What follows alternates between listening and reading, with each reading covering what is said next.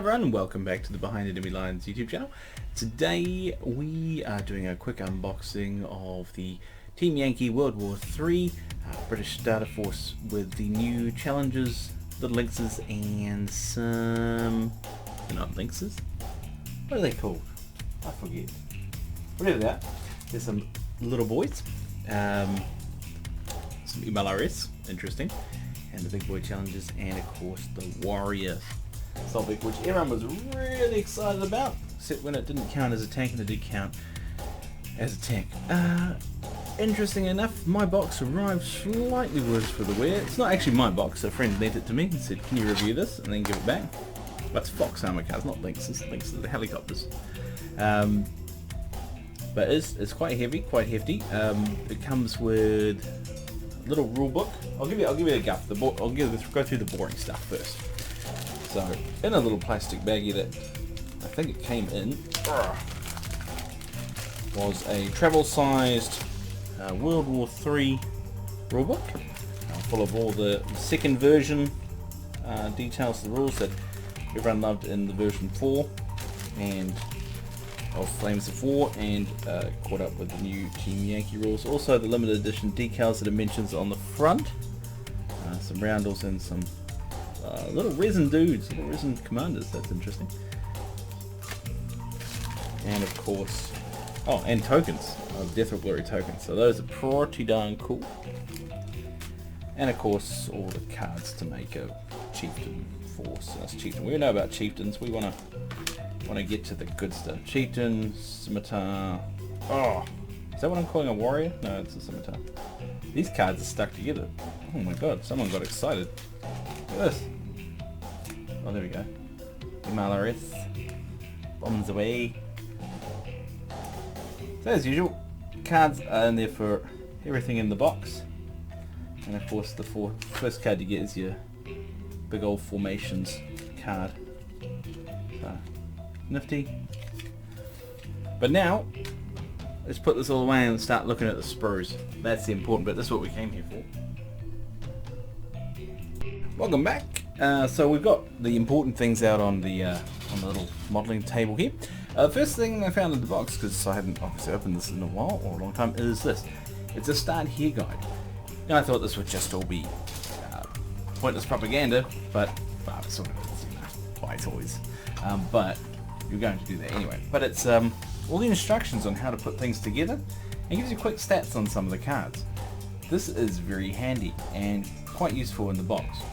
So you don't constantly have to go to the website and look up instructions, and these are pretty simple instructions, and to be honest they're pretty simplified models, which makes it fantastic to do. Oh, there's even the British Army list, which equals 100 points right there, so gives you the cost. And then there's obviously the what's next on how to build your army up and what you can buy next to make it better, and also additional terrain stuff at Battlefront. So, but handy dandy notes aside, let's get into the meat and taters of why you came here. I'm not going to show you the chieftain or the scimitar, because we've seen those all before, and we don't need to see them again. We came here for this stuff here. So this is the Challenger. Is it Challenger 1? I think it's Challenger 1, because if we got Challenger 2 we'd be advancing the timeline. Yes, just says Challenger tanks. So actually I'm going to cheat, look at the card. Chieftain, scimitar, Scorpion. The cards are still stuck together. Oh, who was not prepared for this? Lynx, transports, come on. Oh, goodness, worst review ever. Trying to find the one. I bet the card's going to be back. Here we go. Righto. Challenger. Here we go. Okay. So the Challenger, it looks to be the Challenger 1, because it's not saying Challenger 2, otherwise it would. It's 120mm L11 gun. Seems to be the same as the Chieftain. It's got a nice chocolate armor for its ME side, but you can give it rumour armor, which ups it to 21. So a lot of things are not going to be able to get through this, especially the cheap Eastern Bloc stuff. They're pretty hefty in price, so We're looking 11 points per tank there, so or more. Maths 13 points if you add the rumour armour, and that's just for the HQ. So is that the HQ? No, that's just the regular tank. So you can get them in units of 2 or 3. Yeah, it's pretty nasty tank, but it's one of the standard British ones where it's better to sit still for your full rate of fire, unlike the Leopard 2, which is a beast on the move. Anyway, so I'm gonna say it's chill. Pretty sure it is. I don't know. I'm not a pro. Looking at this, the hull is very detailed. Excuse me. Tracks once again are well done and have very nice undercuts in them. That's some manufacturers you won't see the inside track at the bottom, or underneath here. Details kind of drop off, but not the case here. Commander's hatch has options for both open and closed. Side skirts are very well detailed, as are the back, and there's a little machine gun which has not broken off in transit, which is fantastic because this box was well beaten. Moving on to what I believe is the turret. There's another set of skirts there. Oh, one of them must be that first one on the thing must be the rumour armour to make it more hefty. So there's the standard skirts, once again well detailed. There's the big beast of a gun, and that turret that has a bit of damage to it. I say that's from rubbing up against other plastic miniatures in the box. International couriers, you can't control what they do. I definitely know it wasn't the local courier who did it, because the person who owns this is a postie, so he wouldn't damage his own stuff apparently. But this turret is really nicely detailed. I'd love to paint these, but I'm not going to because it's not mine, and I have a zillion other projects to do. Overall, this chieftain, and the little pig, it always twists on all the models that you've ever bought from Team Yankee. For some reason it always wants to go up, but who knows. Very nice looking miniature. Would recommend. You won't get too many of them because of the points cost. Next up, everyone's new favourite, the MLRS. Not very powerful, not the greatest, but it is very nice and all in plastic. I'm not sure how Battlefront managed to do this, but it's a boxy vehicle, so I guess they've managed just to cut edges for looks things. There's the driver's cab there, looking quite neato with its little windows down so that the crew don't get that wonderful rocket wash all over their windows. Sides of the vehicle, once again same thing, well detailed, nice undercuts, and you can't see the angle on the track there. This thing will be the bed that the rockets sit on, no doubt. Big box thing, here it is, and that's well done as well. Once again, this just makes a nice three-dimensional cubey box thing. And there's the missiles there, front and back, ready to go. This is once again quite a detailed kit, lots of little rivety bolt things. I don't know if that's a technical term for it, but once again it's well done. Next up, the Fox. The Fox armoured car. Once again, wheeled reconnaissance vehicle. Pretty sure someone was saying they were only used in the UK, but oh, dying. But because this is World War III, timelines advance, things change and different things are deployed. This one reminds me of kind of like a World War II Humbler or Dingo type vehicle there, just because of the way it looks. And I see they've retained that kind of British build of, what looks like a Scorpion kind of turret, but like a medium anti-tank turret on top of a more heftier hull. I'm not sure the speed of this. I could look it up, but actually we'll look up how this goes speed-wise. Oh, it's not the greatest, unless it's on a road, doing a road dash. It goes 48 inches, but tactical move for this is only 6 inches. So wheeled vehicles in this game aren't the greatest. Train dash 12, but it does have scout and spearhead, so I'm guessing it's just there to jump ahead and interrupt things. And but it does have the 30mm radar, radin, riding gun on it. Oh goodness, that's hard to say. Doesn't have much armor, as you can see, armor of 2, and it's going to get annihilated by literally anything that looks at it funny. But Recce has its place in World War 3. It does get you further into the objective. You won't be what's the word I'm looking for? You won't be frontally assaulting anything. You're going to catch other people's Recce on the move.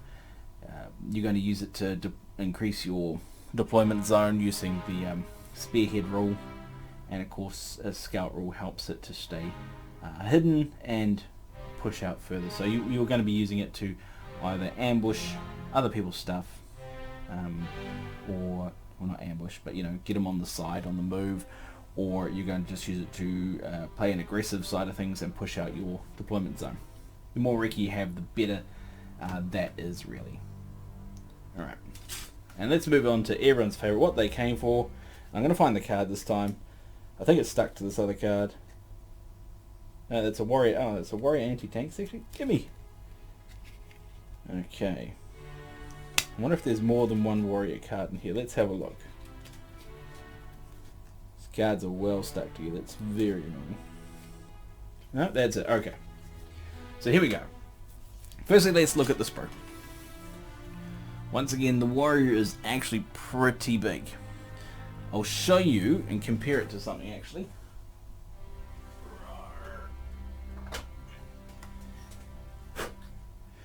Here is one of the open fire Shermans, and here is the warrior itself. That's not going to work. I'll turn up this way and use the other hand. So as you can see, it's roughly longer than a Sherman without the turret.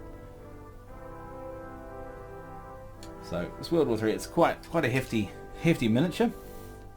It's got these nice thicker side skirts here, and what looks to be thinner rails there, which I'm assuming are those are for connecting to cover the tracks themselves. Yes, they are. So this one here, it's the applique armor that boosts it up. I think if you can buy that here. This is the anti-tank section one though. I don't seem to be able to find the card for just the warrior. It's probably stuck to another, but there's the little Milan rocket or missile. Once again, the main body of the vehicle, very well detailed, lots of rivet, lots of doodads, that's the technical term. Turret with the same Rarden gun, gosh that's hard to say. What looks to be smoke launchers by themselves up the top here, and of course the rear of the vehicle. We're at rear of the vehicle, we'll just put that down. It's once again quite well detailed. Overall this box, like most of the Team Yankee starter boxes, are a bargain. I would suggest getting them because they're worth it. If you're just starting out, it's a good starting point because it builds the core of your army, and you can build on each thing from here. So what you do from here after you bought this box is you probably go out and buy another box of challenges, then maybe some anti-aircraft.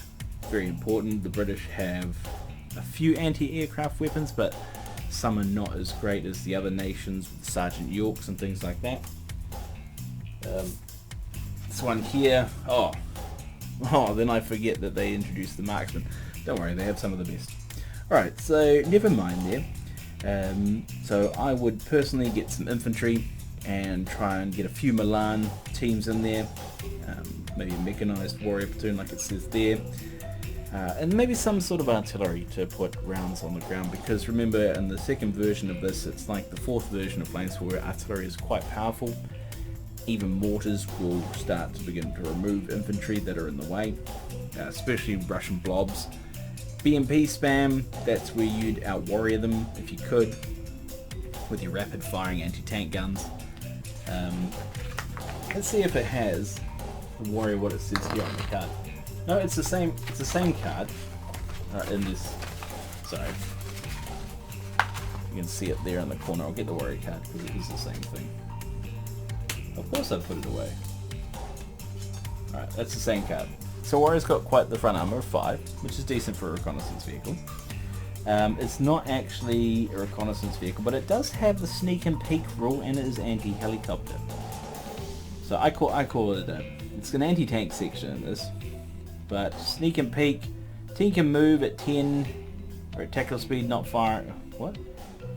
So sneak and peek means team can move 10 inches at tactical speed if not firing the main gun. So you can actually move it well. So your normal is 6 inches, but you can go 10 inches if you're not shooting. But you can still shoot your machine gun. Just 3 shots. Obviously not your Milan, because that's, you know, it's a shoot or move kind of thing. IR and applique armor, which I'm assuming applique armor just boosts its side armor up to 13 against heat. Yep, cool. Very nifty. Now there was a rule where you could boost this up to 6, but I think that's not in the anti-tank section. I think that's when it's used in a different section, or in a card in the rule. It'll be in a card for the additional rules. That's where it becomes a front armor of 6 vehicle, where it's not allowed to appear on the field in one of the missions. Yeah, so like I was saying, not mine. Slightly disappointed that I can't put it together and paint it, but they're just my toys. They're someone else's toys that he's let me show them to you. But yeah, I would suggest going out and buying this. It's a good value for money box set, good starting place for your Team Yankee British if you're into that kind of thing. Looking forward to the Russians with their massive T-80 force. Yeah, thanks for watching. Remember to like and subscribe and all that good stuff. Have a great day.